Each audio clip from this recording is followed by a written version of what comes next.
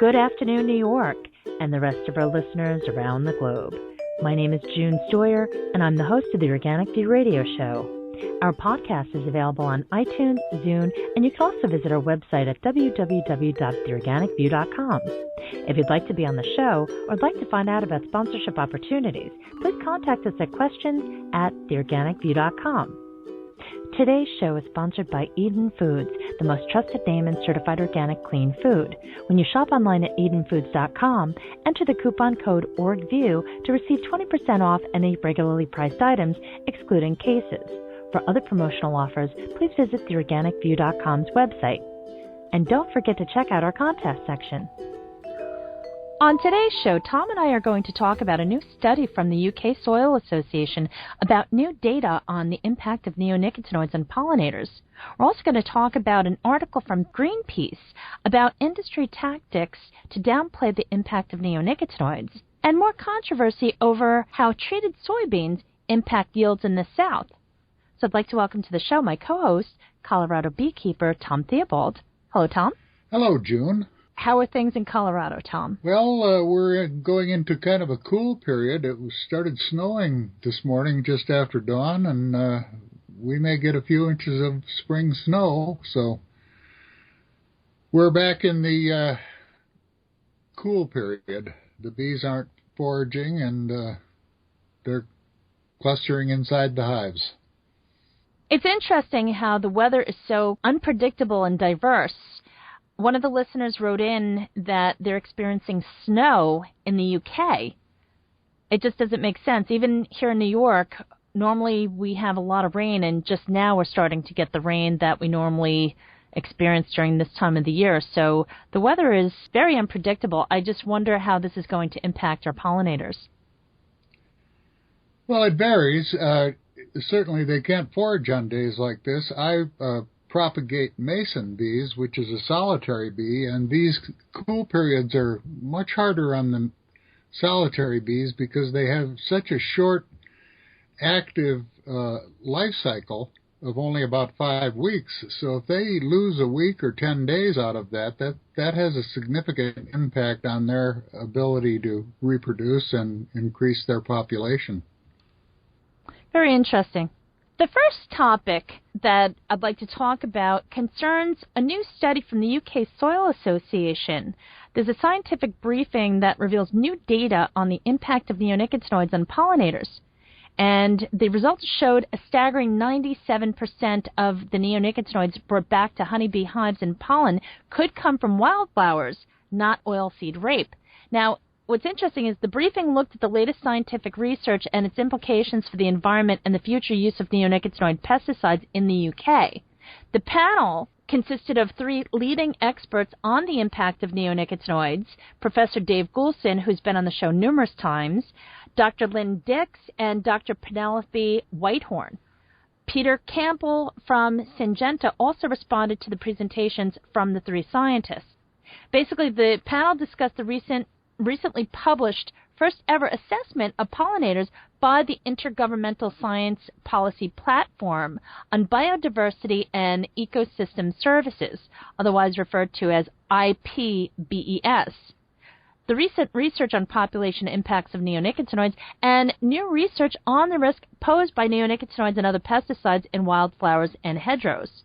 This is really about how they forage in the wild and not on the treated seeds. The sublethal effects are evident as these new papers are coming out, don't you think? Well, when I read this, I thought it was very important, and I thought to myself that there are a number of advocates who are biting their tongues to keep from saying, "I told you so," because this just confirms what many of us have been saying for several years now, and this subject is being carefully avoided here in the United States. The EPA and the USDA and the chemical companies are doing everything they can to keep the focus away from seed treatments and away from the effect of the neonicotinoids. If you recall, one of the primary objectives of the Presidential Task Force, or the the people that were assigned the responsibilities from that was habitat improvement, but there's been no assessment of the baseline poisoning of the environment, and every indication is it's massive. Goulson says that 97% of the neonicotinoids being brought back are coming from wildflowers, and this is a consequence of this massive environmental poisoning that's been going on for the past 15 years. And here in the United States, the people who are responsible for monitoring that are doing their best to avoid the subject altogether, completely. It's disgraceful. At very best, it's professional incompetence. At worst, it's a serious corruption of the regulatory system, and it goes on and on and on. And as important as this Soil Association conference is, it'll go ignored in the UK, and it will be ignored in the United States. We have a regulatory system that's completely out of control. Nobody is calling them to account for anything. That brings us to the next topic, which concerns the debate over treated soybeans. Apparently, scientists from Mississippi State University have found that treating soybean seeds with neonicotinoid pesticides, more specifically imidacloprid or thiamethoxam, provides a higher yield in the southern United States, and they claim that this specific area was overlooked. In a press release, Dr. Gore was quoted as saying, "We believe that the neonicotinoid seed treatments did provide a benefit to growers in our area and that the EPA document did not represent our region of the United States." This, once again, is the whole volley back and forth between whether or not neonicotinoids are toxic, are a danger, or if they're of a benefit. And it doesn't matter what the scientists are saying. It depends upon who's getting money from industry. Well, or so it appears. I think that's the key. It's the key, who's getting money from industry. This originated with studies that had been done by the EPA that showed that in certain applications, the neonicotinoids had no beneficial effect, were simply an expense. Well, the industry couldn't stand to have that out there, and so they put their chemically endowed land-grant universities to work, and this study is one of the results. But if you look at it from the standpoint of statistics or scientific design, it's very poorly done, and they draw conclusions that are unwarranted by the evidence. They've played fast and loose with the circumstances, and even under the best of interpretations, theirs, the neonicotinoids were beneficial in only 4 out of 10 years. So in 6 out of 10 years, the farmers are paying a premium price for something that's doing nothing.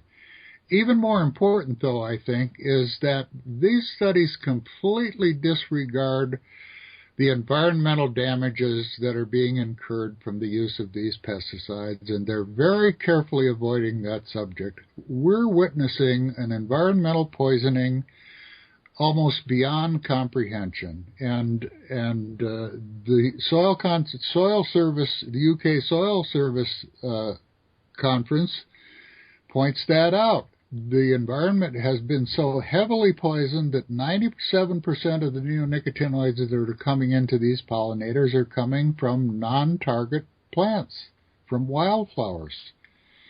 This is a horrible poisoning of the environment, and we're being seriously failed by our regulatory system, and nobody is calling them to account. We talk every week about this, and we get railed by the industry sock puppets that we're going on and on about this, but nothing has been done. Nothing has changed. This has gone on for the past 25 years, and it's only getting worse. It is getting worse, and if you take a look at another article that appeared on Greenpeace's website. It's energydesk.greenpeace. It's an article that is titled "Industry Lobbyists Accused of Scaremongering Over Ban on Bee-Harming Pesticides." This has been something that's been going on for quite some time. Ever since there was a possibility that their market share would be jeopardized because of the information disseminated about the negative impacts of the widespread use of neonicotinoids, they started dumping money into PR. And this article is all about that. It talks about how pesticide producers and the National Farmers Union had warned that a ban on neonicotinoids would have a devastating impact on crop yields. Once again, Tom, back and forth. It's that never-ending volley where we have so much overwhelming evidence that proves the impact of these chemicals, and then you have industry who is desperately trying to hang on. Well, they're trying to hang on because these are billion-dollar products. They could care less about the consequences, although they'll wring their hands and they'll say that they're really concerned about the pollinators, but they're not. They're interested in marketing these billion-dollar products, and they could care less what the consequences are. That's obvious. Well, it seems as though the only people that are concerned are those that stand to financially benefit, regardless of what position they take. I'm seeing some of these activist groups that were not on board from the beginning, that all of a sudden they see that this is an opportunity for them to raise money. It's quite pathetic. Their purpose is to protect pollinators, and I'm seeing a lot of that, especially on social media. So it's all over. You have industry that is desperately clinging to this belief that their chemicals are not responsible, when meanwhile, by design, that's what they were created to do. Well, once again, let me say, these neonicotinoids are being applied every year at a rate that's beyond the grasp of even many of the people who are actively involved in these issues. We're talking about the toxic equivalents of 400 to 600 billion pounds of DDT. Every year, year after year, it accumulates in the soil and the water. It's being found everywhere that they looked. And what's being done? Nothing. What they're all looking for is excusatory science that justifies their continuing disregard of their responsibilities under the law. And nobody is holding them to account. Congress is doing nothing. In fact, Congress is in the bread line right along with the rest of them, I'm afraid. Europe seems to be taking more drastic measures to reduce the widespread use of these chemicals, but still, industry is pushing through. There was a press release that opposed the increase of the maximum residue levels for thiacloprid in honey, and that was strongly opposed, but once again, they keep pushing. At what point, Tom, do you think that somebody's going to step up to the plate and say, okay, enough is enough, like they did with DDT? At what point do we have to suffer in order for something to happen? Well, I'm afraid what we're going to have to see is a dramatic collapse of the environment, and we're seeing it. I received an email from a listener who was asking about the impact on our food.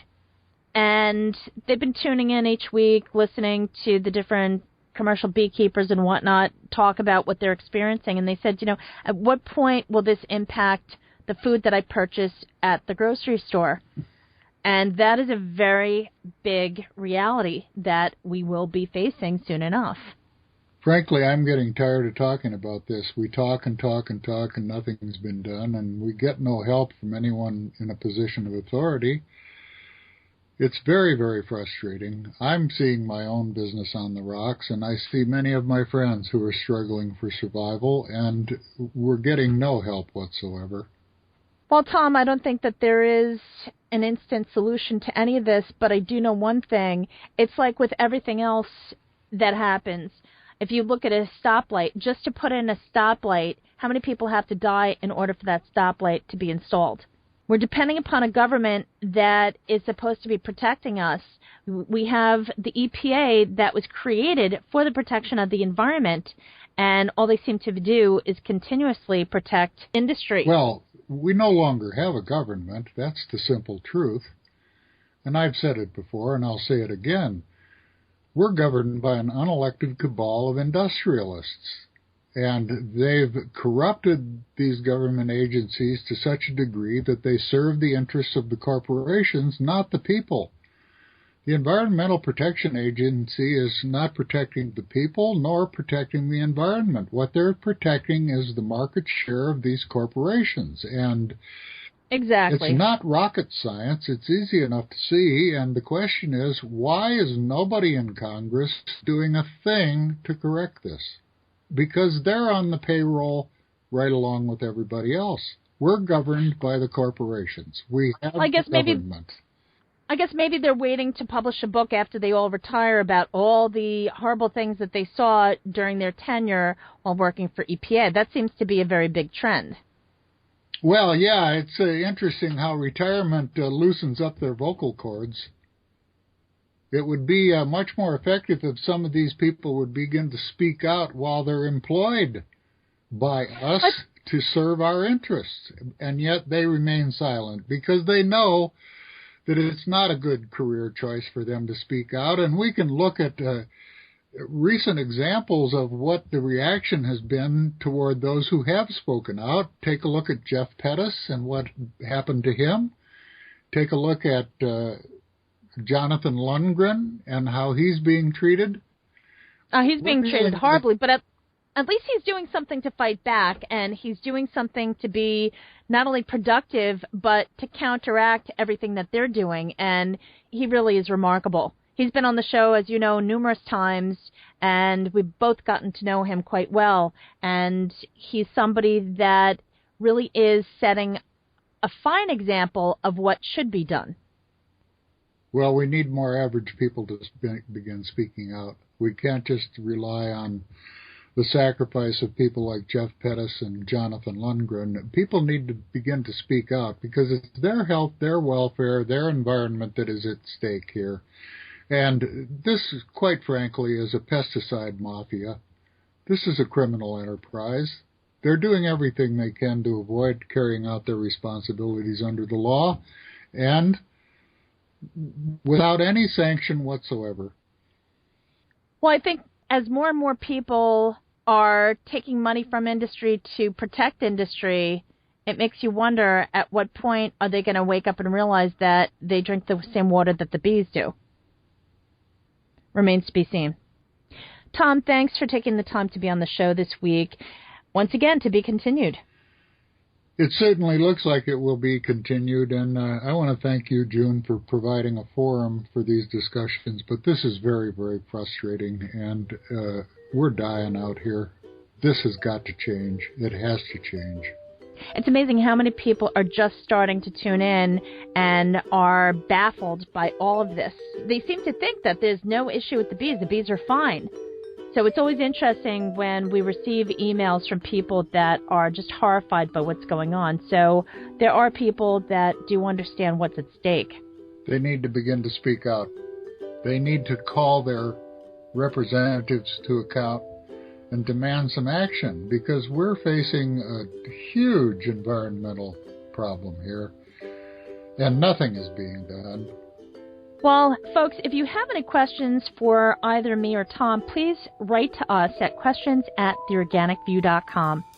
Thank you for tuning in. This has been June Stoyer with the Organic View Radio Show. Have a great afternoon.